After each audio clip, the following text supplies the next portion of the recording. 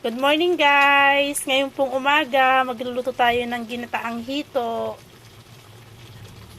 Ayan guys, ginisa muna natin siya sa sibuyas, bawang at luya. I-adobo muna natin siya bago natin ilagyan ng gata. Para hindi po siya malansa. Masarap yan guys. Mataba. Ayan, kumukulo na.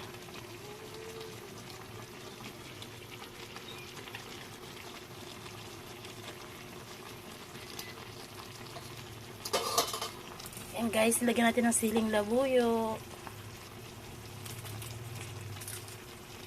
Siling green. Sarap guys.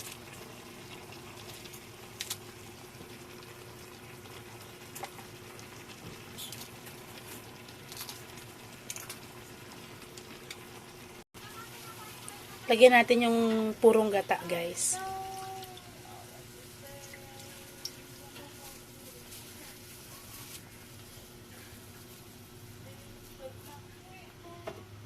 Antayin po natin kumulo. Ayan na guys.